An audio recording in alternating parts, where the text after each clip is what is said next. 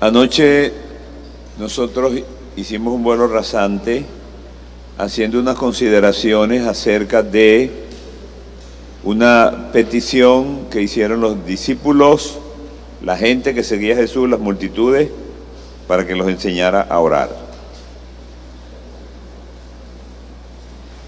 Esa es una angustia y una necesidad que ha tenido siempre la gente.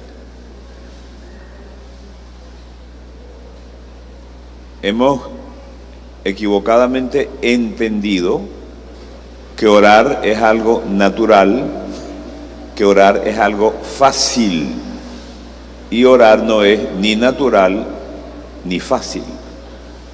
No es natural porque la oración es la categoría espiritual que más nos conecta con Dios y que más produce transformaciones. Al ser de esa manera, obviamente hay todo un ejército espiritual enemigo de la oración.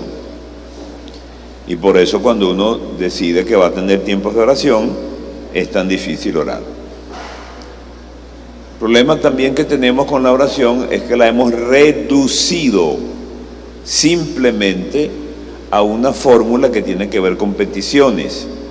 Y eso hace que la gente no crezca, que la gente no avance en el conocimiento de Dios, sino que la gente crea que la oración es algo que sirve únicamente para pedirle cosas a Dios. Y por supuesto, ese es un uso demasiado simple de la oración. Dijimos también, un poco para los que no vinieron, que cuando el Señor recibe la solicitud de los discípulos en cuanto a que los enseñen a orar, el Señor dice algo increíblemente elaborado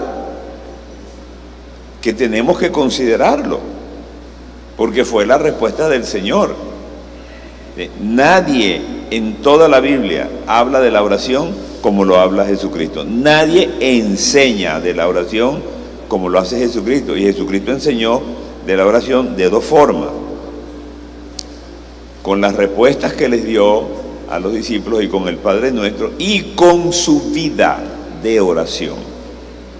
Y anoche hablábamos de lo que era un día normal en la vida de Cristo. Era un hombre absolutamente ocupado, con una agenda muy llena, con un ministerio muy exitoso, sin las carencias ministeriales que nosotros tenemos, y Cristo estaba ministrando, óigase bien, como hombre. O sea, Jesucristo nunca ministró como Dios. Cuando vino a la tierra, y en eso tenemos que estar bien claros, porque si no, no entendemos la oración de Cristo. La vida de oración de Jesucristo era la vida de oración de un hombre, no de un Dios. Eso no indica que Jesucristo dejó de ser Dios, pero sí indica lo que dice el apóstol Pablo, que Él se despojó de su gloria. Se despoja de su gloria y se embarca en esta aventura humana. Pero al venir a interactuar con nosotros, todo lo que hace lo hace como hombre. Y por supuesto, como hombre, entiende y necesita que tiene que tener una dependencia impresionante de su Padre a través de la oración. Entonces la pregunta que tenemos que hacernos es: si el hombre más exitoso de la historia tenía tanto respeto por la vida de oración, ¿qué es lo que nos pasa a nosotros que cuando tenemos algún éxito relativo ya dejamos la oración?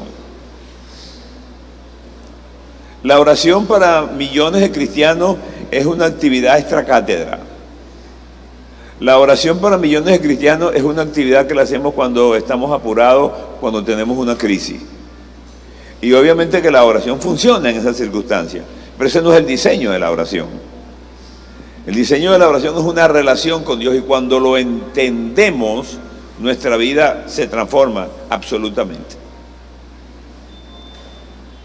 Las tres cosas que el Señor le dijo a los discípulos cuando le pidieron que los enseñara a orar contrastan frontalmente con la simpleza con que la iglesia durante los siglos ha tratado la oración. El Señor dijo: cuando oren, no sean como los hipócritas.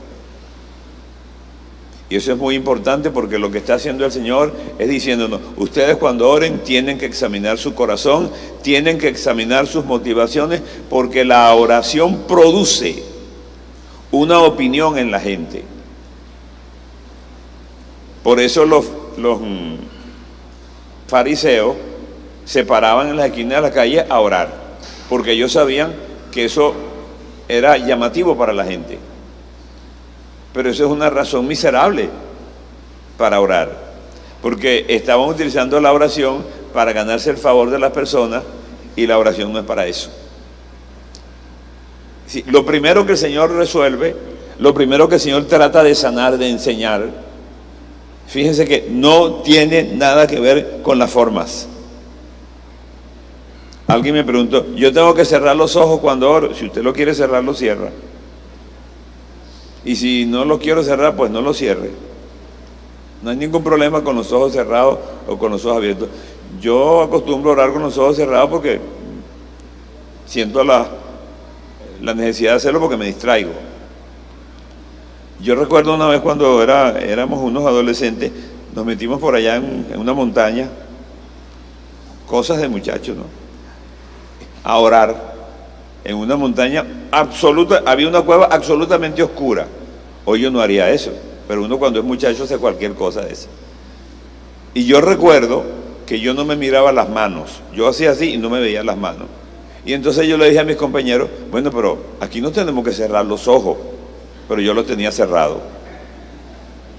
Estábamos orando y yo cerraba los ojos, aunque no necesitaba cerrarlos porque no me distraía, pero la costumbre me hacía cerrarlo.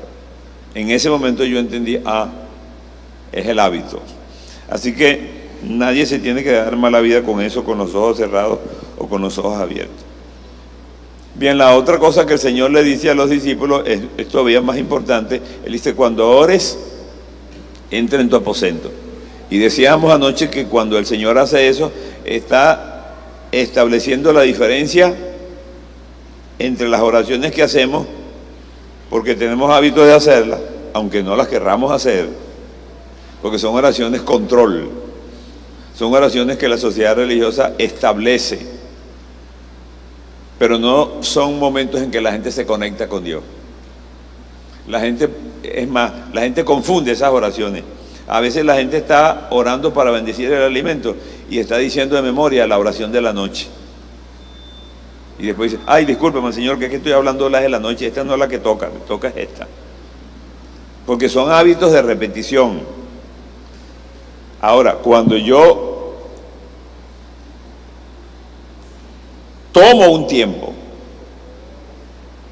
sin que nadie me esté buscando, sin que nadie me lo esté pidiendo, sin que nadie me esté controlando, sin que nadie se esté enterando, y yo vengo a la presencia de Dios a tener un encuentro con Dios, eso es vida de oración. Y eso va a producir las mayores transformaciones que un creyente puede experimentar en toda su vida. Y número 3, el Señor nos corrige diciéndonos, y cuando ores no uses vanas repeticiones, como los gentiles que piensan que por su palabrería serán oídos, con lo que el Señor está resolviendo la manía que tiene la gente de hablar cuando está orando para que los demás lo oigan. Cuando hacemos oraciones públicas, no somos libres. Cuando hacemos oraciones públicas, nos sentimos oprimidos por la gente que nos está oyendo, entonces eso nos hace que hagamos una oración elegantona. Pues usted no tiene que angustiarse por eso, ni tiene que decirle a una persona, no, yo no sé orar, mande a fulano, ore como usted ore. Usted no está orando para que la gente le guste, y si le gusta, ese es el problema de la gente. Es más, tampoco es problema suyo, porque usted está orándole a Dios. No le oramos a la gente, le oramos a Dios. Y el que le guste su oración, magnífico. Y el que no le guste, bueno, que él vea qué es lo que hace con eso. Pero no estamos oyendo un discurso para aplaudirlo. ¿Ok? Luego el Señor hace algo increíble. Y dice, vosotros pues oraréis así. E inmediatamente nos entrega lo que la tradición evangélica ha conocido como el Padre Nuestro. Es increíble cómo la Iglesia le ha dado la espalda al Padre Nuestro. El Padre Nuestro es un problema para los evangélicos, igual como lo es María como personaje bíblico. Es el mismo problema, porque es un problema histórico, un complejo histórico. Cuando ustedes ven que desde los púlpitos hablamos de María, María es un personaje que a los evangélicos no les gusta mencionar. ¿Por qué? Bueno, porque cuando la mencionamos la confundimos con la Virgen María que está en los altares, como si María tiene culpa de eso. La confesión católico-romana convirtió a María en corredentora. Ajá, ¿y qué culpa tiene María de eso? Eso es culpa de la confesión católico-romana. Entonces, como la convirtió en corredentora y la gente la adora y le reza, los evangélicos la meten debajo de la alfombra. Y ocultamos a María como si fuera un personaje del cual no debemos hablar. Y yo creo que tenemos que hablar de ella porque es una mujer muy importante. Si Dios la escoge para que sea la madre de Jesús, tenía que ser una mujer muy importante. Cuando digo importante no estoy hablando de lo que llamamos socialmente importante, sino era una mujer que tenía que haber tenido un corazón que Dios la escogió para eso. Con el Padre Nuestro pasa lo mismo. Porque como la confesión romana convirtió al Padre Nuestro en un látigo, es decir, cuando usted diga una mentira, tiene que decir tantos Padres Nuestros. Y por supuesto la gente le cogió rabia al Padre Nuestro. Y cuando uno viene al Evangelio, esa rabia residual está allí. Y entonces no tomamos en cuenta el Padre Nuestro. ¿Qué es el Padre Nuestro? Cristo dijo, vosotros pues oraréis así. Y nosotros oramos de todas las maneras menos así.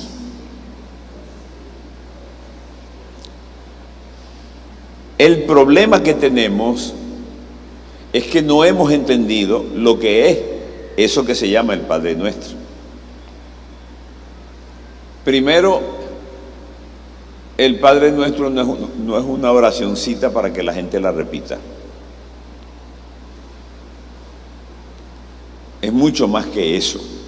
Porque usted puede repetir el Padre Nuestro en 10 segundos y eso no sirve para nada. Eso lo puede hacer cualquiera. De hecho, la gente lo hace montones de veces en el día. Las confesiones evangélicas casi no usan el Padre Nuestro en su liturgia. Hasta donde yo sé, las confesiones evangélico-históricas, anglicana, presbiteriana, más o menos lo usan, pero nada más, no sale del ámbito de la liturgia. Padre Nuestro que estás en el cielo, ya. Y tú le dices, ¿qué dijiste? El Padre Nuestro. Ah, ¿eso qué significa? Ah, no sé eso. Nosotros lo decimos siempre. Cuando Jesucristo dice, vosotros pues oraréis así, y de inmediato nos entrega el Padre Nuestro, nosotros tenemos que respetar eso que hizo Jesús. Y tenemos que considerar. Pero es que ahí hay una situación de espalda de la iglesia al Padre Nuestro. Cuando Cristo establece el Padre Nuestro, no está estableciendo una oración, sino un modelo que contiene los elementos que debe tener un cristiano cuando ora. Y eso es muy, pero muy serio y muy, pero muy importante. Y obviamente no vamos a tener tiempo esta noche para analizarlo todo, apenas vamos a analizar unos 2 o 3 elementos del Padre Nuestro, pero el Padre Nuestro está diseñado como un mapa donde el cristiano va guiándose para hacer su oración. Y la oración transforma a la vida del cristiano justamente por eso. Porque el Padre Nuestro te va guiando. Escucha bien lo que te voy a decir. El Padre Nuestro te va guiando inteligentemente, porque eso nació en el corazón de Jesús, para revisar tu vida. El Padre Nuestro no es otra cosa que una revisión de la vida. La oración del Padre Nuestro se parece a lo que hace un médico internista. Cuando tú vas y le dices, me siento mal, doctor, me duele aquí, tengo esto, tengo el otro. Entonces el médico empieza a hacerte exámenes. Todo tipo de exámenes. Y después que tiene esa batería de exámenes, entonces el médico dice, es que usted es diabético, tiene problemas en los riñones, tiene la tensión alta. Y empieza a ver, a examinar. El Padre Nuestro es eso. ¿Cómo comienza el Padre Nuestro? ¿Ah? Ya ustedes llegaron al cielo, fíjense, Padre Nuestro está en el cielo, ya se volaron todo y llegaron al cielo. Padre, ya, paren ahí. Ahí hay que pararse porque eso es un cambio. ¿Por qué es un cambio? Porque ese cambio lo introdujo Jesús en la oración. Observen, es Jesús quien, respondiendo a una necesidad de la gente, les dice, los voy a enseñar a orar. Les da recomendaciones para que no se equivoquen y después les enseña un modelo. Y el modelo comienza con la palabra Padre. Y eso ya es un cambio. Porque es la primera vez desde Abraham que a alguien se le ocurre hacer eso. La oración judía, la cultura judía, la teología judía tenía un respeto por el nombre de Dios.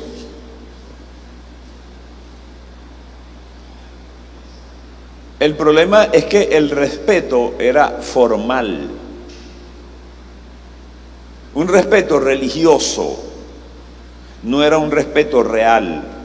Por eso les pedí anoche que leyeran el capítulo 1 de Isaías, desde el versículo 10, donde Dios se queja de la liturgia que Él estableció, no de la liturgia como tal, sino del uso materialista y religioso de la liturgia. Israel sabía quién era Dios, obviamente, y tenían una gran admiración por Dios. Y se inventaron que no debían mencionar el nombre de Dios. Eso se lo inventó Israel. Eso no fue una orden de Dios. Y por habérselo inventado, solamente lo escribían.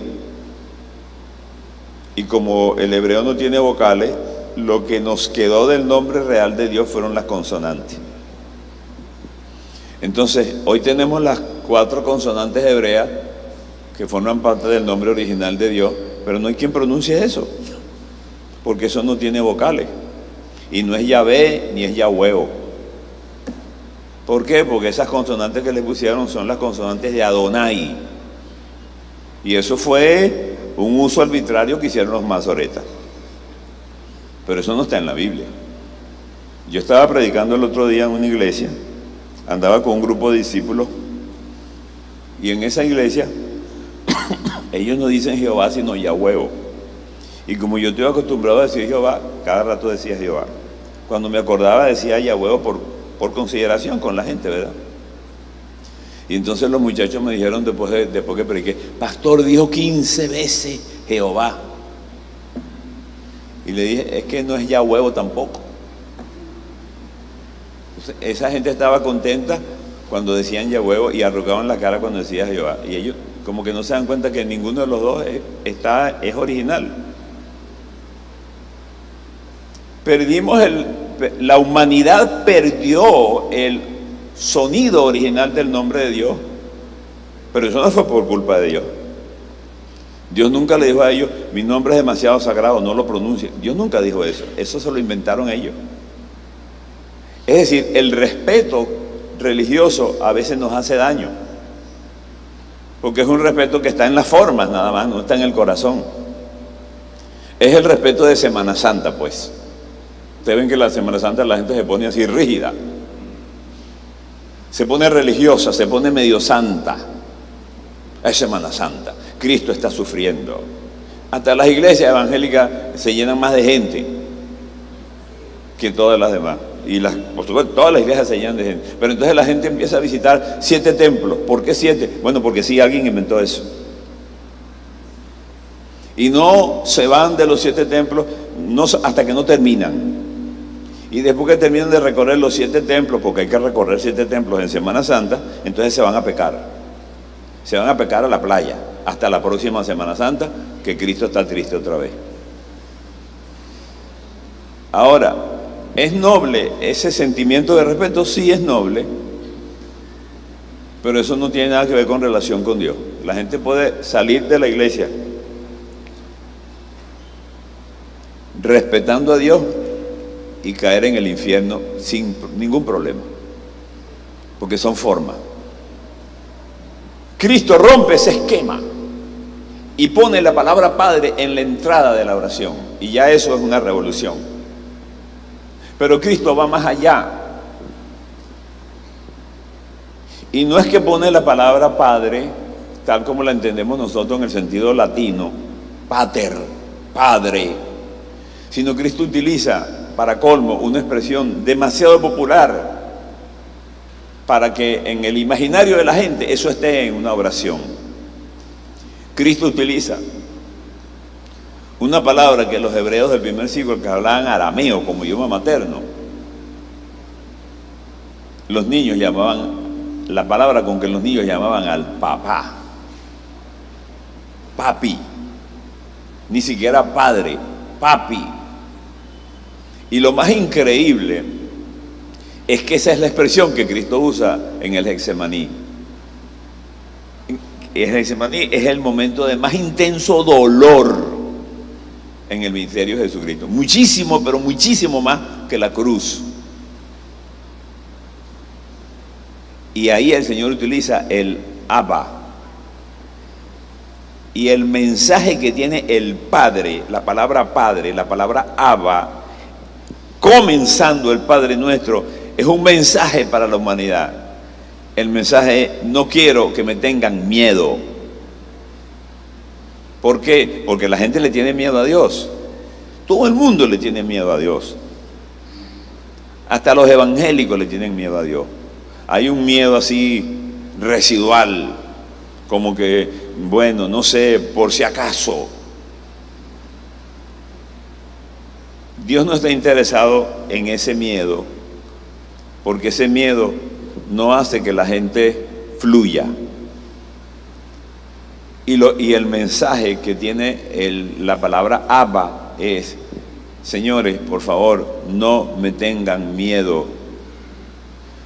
Yo soy Dios, yo soy el Señor de señores, yo soy el que te creó, y yo soy tu papá. Y no hay contradicción entre el creador y el papá. Porque la gente siempre piensa que Dios lo anda buscando como un juez que le quiere quitar la cabeza de un machetazo. Dios no es así. Él es el papá. ¿Qué significa papá?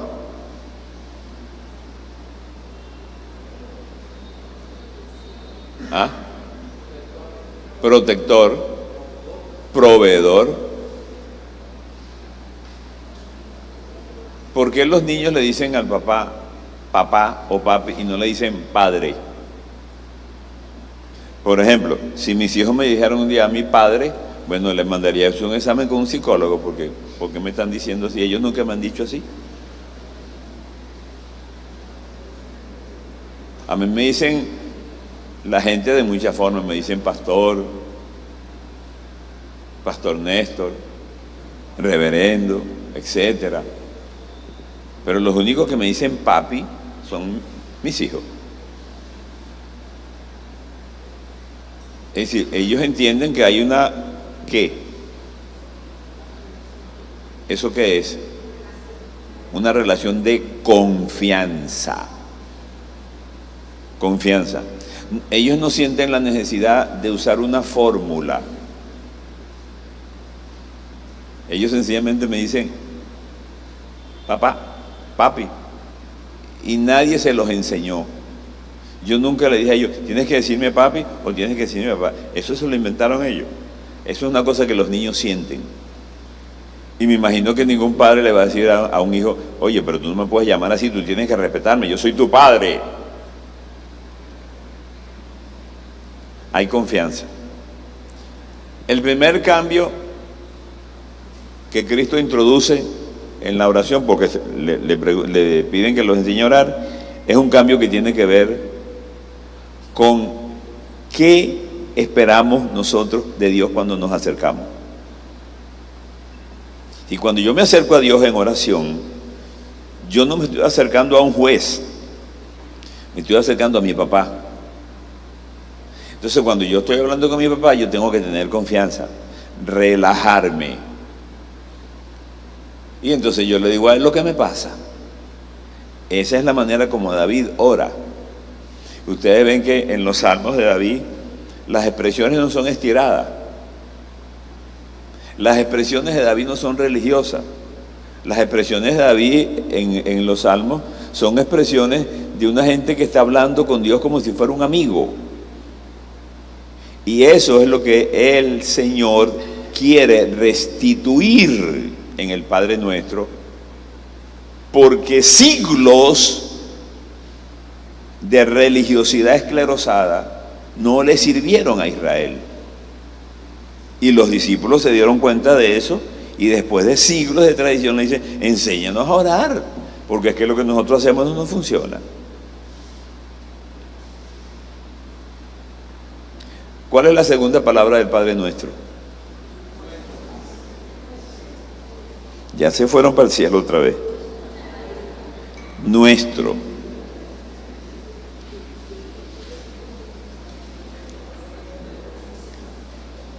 La palabra Padre es una palabra de confianza, de relación vertical. Ahí no se mete nadie entre Dios y nosotros. Pero resulta que Cristo nos enseña que ese padre, que ese papá, lo tenemos en condominio. Y eso no nos gusta. Nos gustaría tenerlo como propiedad privada. Me gustaría que Dios estuviera metido en un nicho para mí nada más. El problema es que ese Dios que me ama, ese papá que provee, que me acompaña, que me quiere tanto, es papá también de la persona a quien tú no quieres.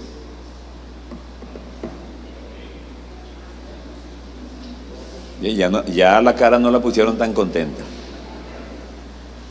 Porque en ese plano es donde los seres humanos tenemos problemas. Porque ese es el plano de las relaciones. Pero si allí dijera, Padre mío, me meto en un nicho con Dios y me importa un pepino el resto de la humanidad. Pero él dijo Padre nuestro. ¿Cómo que nuestro? Sí, nuestro. Es decir, Dios es mi papá, pero es papá también de la persona a quien yo le tengo rabia. Y es papá de la persona a quien yo no le hablo. Y es papá de la persona que me cae mal. Y es papá de la persona que habla mal de mí. Y es papá de la persona que cuando me ve siente un amargor en la boca. Y es papá de esa persona que cuando yo la veo en la calle, yo me paso para la otra acera porque no lo puedo soportar. ¿Se dan cuenta? O sea, la oración no es agua con azúcar, hermano. El Padre Nuestro es serio. Es una colección de expresiones que no están allí por el azar. Ahora, tenemos nosotros problemas con las relaciones, con las personas. ¿Tenemos problemas con las personas? ¿Sí o no? Claro que sí. Tenemos problemas con la gente. Hay gente que sencillamente a uno no le cae bien. Y nosotros no le caemos bien a todo el mundo porque la vida es así.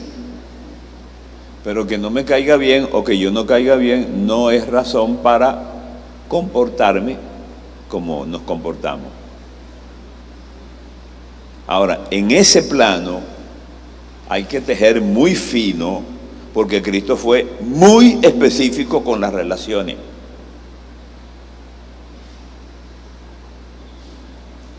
Nosotros tenemos que resolver aquí y ahora las relaciones rotas con la gente. Hay relaciones rotas porque la gente las rompió el otro las rompió y nos ofendió. Y hay relaciones rotas porque fuimos nosotros quienes las rompimos. Independientemente de cualquier otra consideración, es el individuo cristiano, no necesariamente el que no es cristiano, porque el que no es cristiano, por supuesto, no tiene la formación, no tiene la humillación, no tiene el quebrantamiento, no tiene la guía del Espíritu Santo para pedir perdón. Pero cuando una relación se rompe y uno de los dos no es cristiano, el cristiano está obligado a resolver el problema. Uno no puede decir, bueno, él fue el que me ofendió, que él venga, y tú sabes que él no va a venir, porque a él no le importa eso. Él no tiene temor de Dios, él no conoce la palabra de Dios. Y entonces ahí es cuando la Biblia teje muy fino y te dice cosas incómodas. Si tu enemigo tiene hambre, déjalo que se muera de hambre. Ah, no dice eso, ¿verdad? Si dijera eso fuera muy fácil. Eso era lo que decía la ley. La ley te daba la licencia para la venganza, ojo por ojo, diente por diente. Oye, qué bueno, un escape. Pero Cristo salta, y el capítulo 5, 6 y 7 de Mateo, eso que llaman el Sermón del Monte, que es el discurso más importante de toda la Biblia, el Señor decide hacer un cambio. ¿Qué dice la ley? Ojo por ojo y diente por diente. No, eso se acabó. Y Cristo dice, perdona a tu enemigo. ¡Wow! ¿Cómo es eso? Eso no es fácil. ¿Por qué?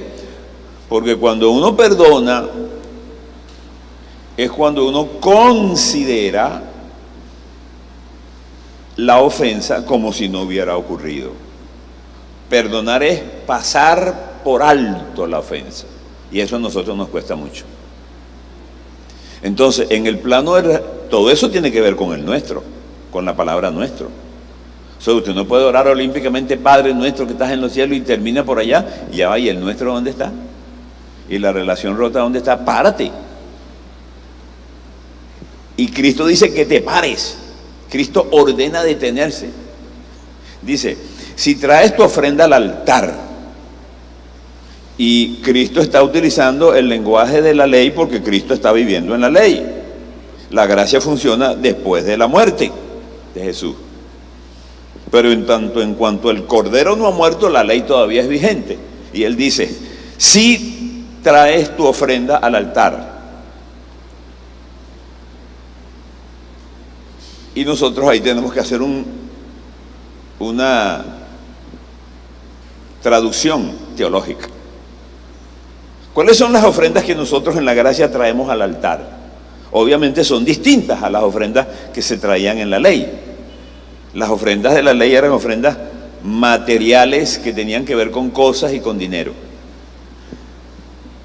En la gracia todavía hay dinero de ofrendas y de diezmos, pero hay algo más. Hay talentos. Soy cantante, soy músico, soy compositor, soy predicador, soy pastor, soy apóstol, soy administrador. Evangelizo, voy a las cárceles, voy a los hospitales, qué sé yo. Hago cualquier cosa que colabore para el establecimiento del reino de Dios en la tierra. Eso es una ofrenda. Y yo lo traigo al altar. Ajá. Y allí te acuerdas de qué? De que tu hermano tiene algo contra ti. Y Cristo no dice si lo tiene con razón o sin razón, porque nosotros somos especialistas en esas cosas. Entonces decimos, no, pero yo no tuve la culpa. Cristo te diría, bueno, hijo, ¿quién tuvo la culpa de tus pecados? ¿Tú o yo? Obviamente fuiste tú, pero quien pagó fui yo. Entonces, cuando nosotros estamos queremos salirnos del conflicto porque, bueno, él fue el que comenzó el lío. Pero él dice, si tu enemigo tiene hambre, tienes que darle de comer. Si tiene sed, tienes que darle de beber. O sea, tienes que considerar la debilidad de tu enemigo, la debilidad moral de tu enemigo, y no cobrarle, sino bendecirlo. Y eso significa un acto de humillación. Cuando tú le pides perdón a una persona que te ha arruinado la vida, tú estás humillándote. Y eso es lo que produce lo que Cristo dijo. Cristo dijo, porque haciendo esto, ¿haciendo qué? Si tu amigo tiene hambre, dale de beber, dale de comer si tiene sed. O sea, dándole de comer y dándole de beber, haciendo esto, causarás que ascuas de fuegos amontones sobre su cabeza. Que lo que significa es que eso produce un acto de humillación en la gente. Es como si le pusieras en la cabeza un anafre con brasas encendidas. Mateo y Schockel dice, lo ruborizarás, en la traducción de Mateo y Schockel. Y otra traducción dice, le subirán los colores a la cara. O sea, lograrás que se arrepienta por contraste. Es decir, si alguien te ofende y tú le pides perdón, la gente dice, pero ¿y quién es esta persona? Que yo le arruino la vida y me pide perdón. Bueno, ¿quién es ese a quien nosotros ofendimos toda la vida y muere por nosotros? Tenemos que estar claros. La entrada que nosotros tenemos al reino de los cielos depende de un acto de misericordia. Por eso la salvación es por gracia. Ninguno de nosotros merece la salvación. Ninguno de nosotros es digno de ser salvo. Entonces, ¿por qué nosotros nos montamos en un pedestal moral tan fuerte cuando alguien nos ofende y nosotros tenemos que esperar que nos venga a pedir perdón? Porque ese es problema de él. No es problema mío, es problema mío. De hecho, es más mío que de él. Porque si yo soy el cristiano, yo tengo la carga moral y teológica de resolver el problema. Yo no puedo esperar que un impío me venga a pedir perdón. Él no lo va a hacer nunca. Entonces yo tengo que provocar. Ahora, ¿y eso cómo se hace? Bueno, eso no es fácil. ¿Cómo se logra eso? Eso se logra de una sola manera, orando. Usted comienza a orar por esa persona. Ore por esa persona. Señor, dame amor por esa persona. Y usted tiene que confesarle a Dios cuál es el sentimiento que tiene con esa persona. Si usted lo odia, dígale, Señor, yo siento odio. Yo siento odio. Es decir, usted va a confesar su pecado delante de Dios. Y lo confiesa, y viene a la presencia de Dios y ora por esa persona hasta que un día usted le pueda decir al Señor, bendícelo. Y si usted sigue orando por él, un día usted le va a poder decir al Señor, bendícelo más que a mí, Señor. Y si usted sigue orando sinceramente por esa persona, un día usted va a descubrir que el odio se fue. Son procesos, hermano. Pero ese es el camino. Y eso tiene que ver con el nuestro. Los cristianos tenemos que resolver el nuestro, las relaciones rotas. ¿Qué pasa si no las resolvemos? Bueno, pasa algo demasiado serio. Si no puedes perdonar a los hombres sus ofensas, vuestro Padre Celestial tampoco perdonará las tuyas. ¿Saben lo que eso significa? Eso significa que si yo no puedo perdonar a una persona que me ofendió, yo estoy rompiendo el puente por donde yo paso para entrar en el reino de los cielos. Así de sencillo. Y eso es radical. Pero la palabra de Dios en ese sentido es radical. No podemos seguir diciéndole cosas modositas a la gente para que la gente entre poco a poco. En esto no hay medias tintas. El nuestro hay que resolverlo. ¿Cómo se sienten ahora? No están sonriendo como al principio. Es seria la cosa, ¿verdad? Bueno, Padre nuestro, ¿qué hay que hacer entonces? Déjeme decirle que si usted tiene problemas con el nuestro, eso hay que empezar a trabajar con eso hoy. Ya, esta noche. Señor, y eso puede ser un hermano, un familiar, un compañero de trabajo, un vecino. Hay gente difícil. Yo tenía un problema con una vecina, éramos de la junta de condominio del edificio, y un día tuvimos una discusión y ella me dijo un poco de cosas feas. Y bueno, como yo soy hijo de Adán, ¿verdad? No soy un ángel, me molesté y reaccioné.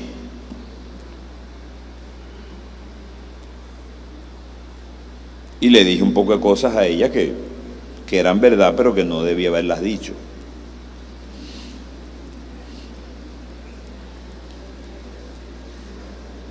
Entonces, ahí es donde se supone que los cristianos tenemos que decir, bueno, ya va, pero ¿quién es el que es cristiano, ella o yo? Entonces, como vivimos en el mismo edificio, nos encontramos a veces en el ascensor, y entonces, cuando nos encontramos solos en el ascensor, ella miraba para el techo y yo miraba para el suelo.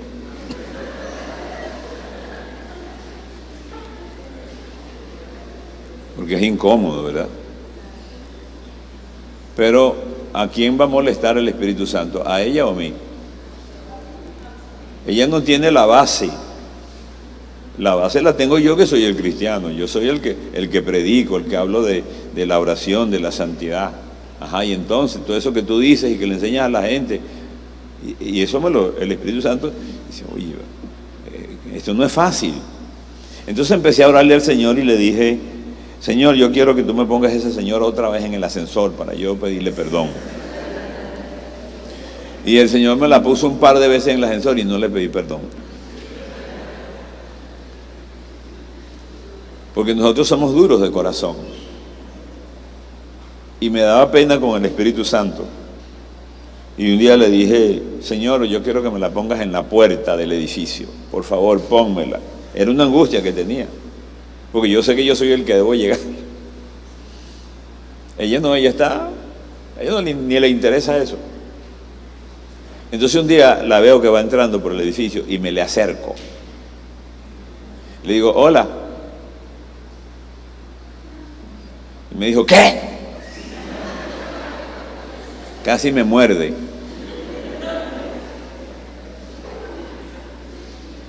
¿Tienes un minuto? Le dije. Se me quedó mirando así como que, ¿qué le pasó a este hoy? ¿Para qué? Me dice. Y le dije, para pedirte perdón. Cuando le dije, para pedirte perdón, la cara de esa mujer era un poema. Cambió así como...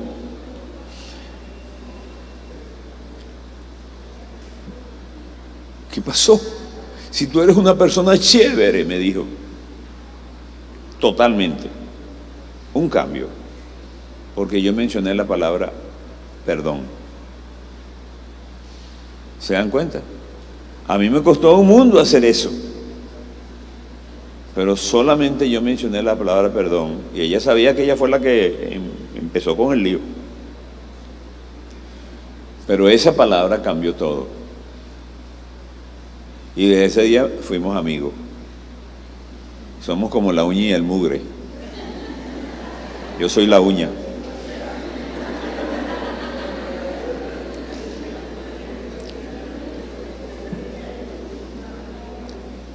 Claro, no todas las circunstancias son tan sencillas como esa. Hay circunstancias mucho más complejas.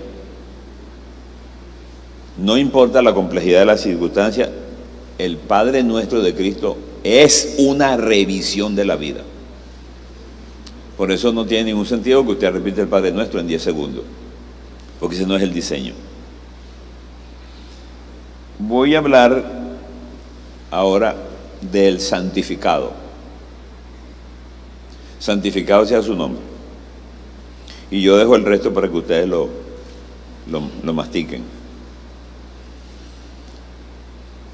¿Qué importancia tiene la expresión santificado en una oración que Cristo le está enseñando a la humanidad? Porque los discípulos le han dicho que le enseñe a orar. Santificado sea tu nombre. ¿Qué es eso de santificado? De hecho, ¿qué es eso de santo? ¿Por qué la palabra santo, santificación, santidad está incluida en la oración del Padre Nuestro? ¿Por qué el Señor se preocupa por traer ese valor a nuestra oración diaria?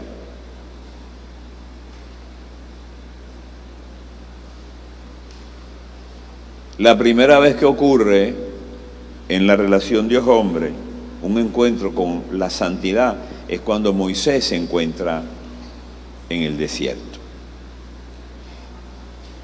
y ve algo que le llama la atención, un arbusto que no se consume con el fuego, y Moisés se acerca. Es decir, Dios le llama la atención y él se acerca. Y cuando él se acerca, Dios le dice, quítate las sandalias. Obviamente Moisés no entiende lo que está pasando,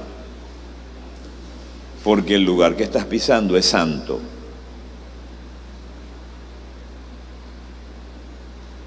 Es decir, Dios le está diciendo a Moisés, ese lugar que estás pisando es santo. ¿Qué significa santo? Santo no significa que ese lugar es mejor que los demás. Santo significa que ese lugar ha sido escogido por Dios para. Eso es lo que significa santo. O sea, santo significa separado por Dios, de uso exclusivo para Dios. Pero de lo que estamos hablando es de santidad de cosas. Y por extensión hemos seguido hablando y seguimos hablando de santidad de cosas hoy. Y hoy en día seguimos teniendo cosas santas. Este micrófono, este púlpito, este templo, esa silla, son santas. ¿Por qué son santas? No son santas porque ellas tienen una propiedad que las hace mejor que las demás, porque ellas ni siquiera saben qué son. Las cosas son objetos inanimados, pero son santos. ¿Quién las hace santas? Dios las hace santas, nosotros las hacemos santas, porque el uso que le damos es un uso exclusivo para la obra de Dios. Entonces, ¿quién va a verificar y cuidar la santidad de las cosas santas? Bueno, los santos, nosotros. Y si le damos un uso indebido, por ejemplo, si le prestamos este micrófono a unos políticos para que hagan una reunión en la calle, el micrófono no se va a poner verde, ni se va a dañar, ni nada de eso. Él sigue siendo micrófono. Pero Dios le va a pedir cuenta ¿a quién? A los que somos responsables del uso de las cosas santas. Y déjenme decirle que no estoy hablando de cualquier cosa. Porque cuando Belsasar estaba haciendo una fiesta con los vasos sagrados del templo de Jerusalén, que eran vasos, objetos inanimados, pero que fueron consagrados por Dios, y Nabucodonosor se los robó y se los trajo a Babilonia.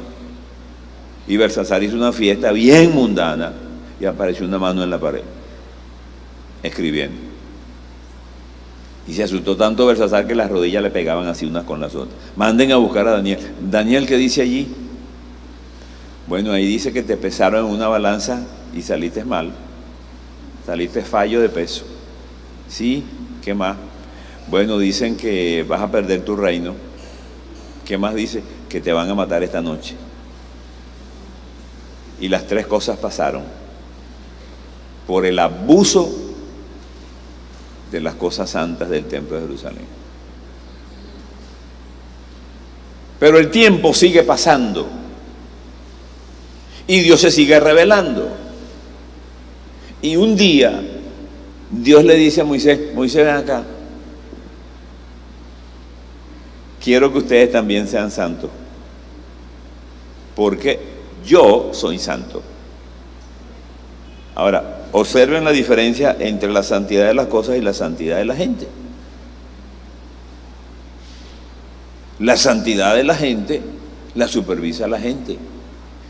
Nosotros somos santos. ¿Qué significa? ¿Que somos perfectos? Por supuesto que no.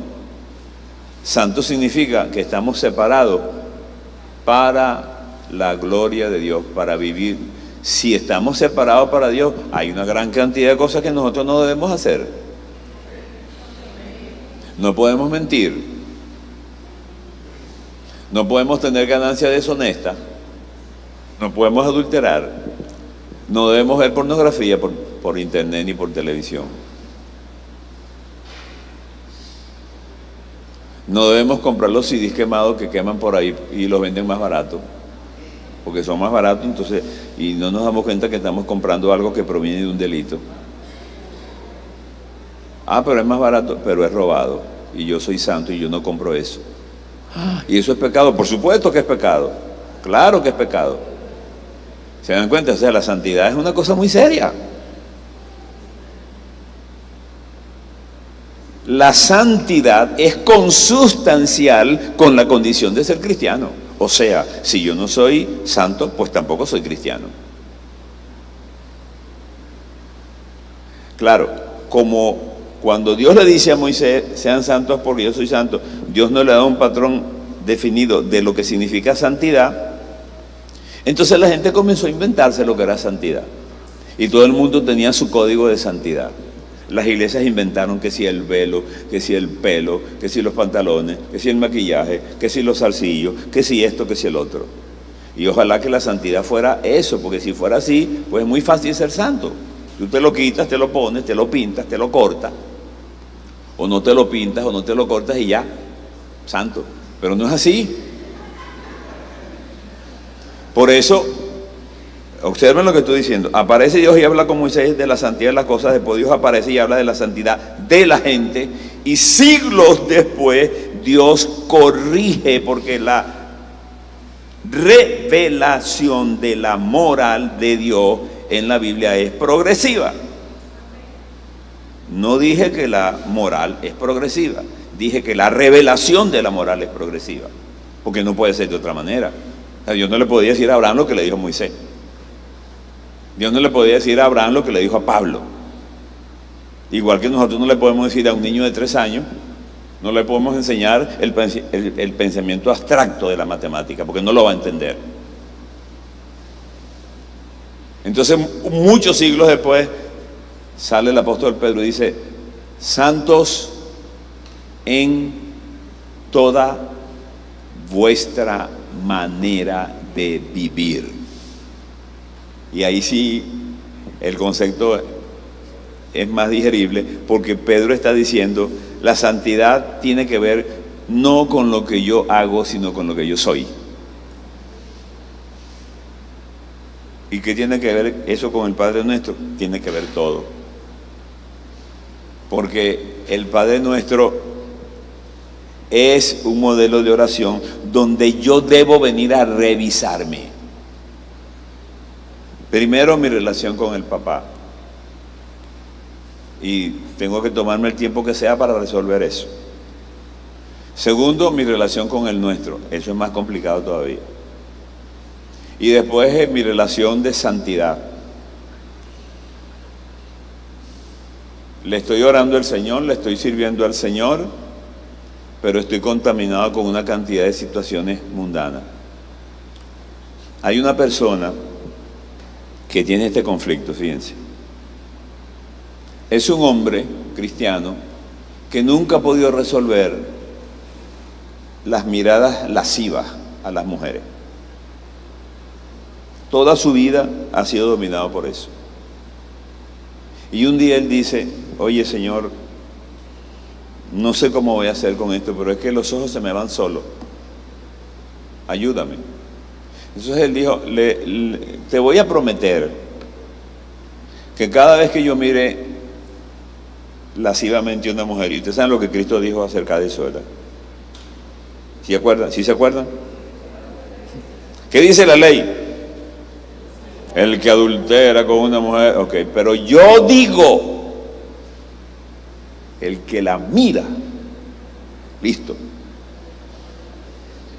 Si miras a una mujer con una mirada adulterina lasciva, ya adulteraste con ella. La gracia es más exigente. Entonces este hombre dice, Señor, te prometo que cada vez que tenga la tentación de mirar lascivamente a una mujer, voy a cambiar eso por un clamor. ¿Te escuchó lo que dije? Voy a cambiar eso por un clamor. Y dice que una mañana salió, el primer día, a probar cómo le iba. Y cuando terminó la mañana había hecho 15 clamores. Y cuando él los contó, se dio cuenta de cuán contaminado estaba. No se había dado cuenta porque nunca los había contado, porque era un patrón de conducta. Entonces yo les pregunto a ustedes, ¿qué le puede pasar a una persona que decide cambiar 15 miradas lascivas por 15 oraciones?